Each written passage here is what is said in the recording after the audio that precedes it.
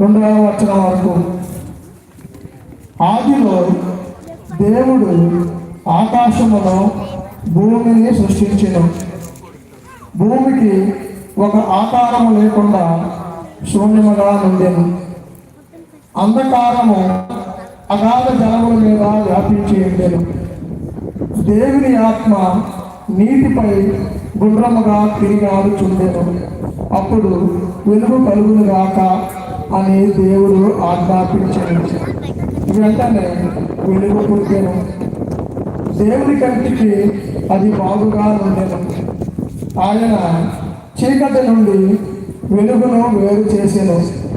వెలుగుకు పగలని, చీకటికి రాత్రి అని పేర్లు పెట్టెను.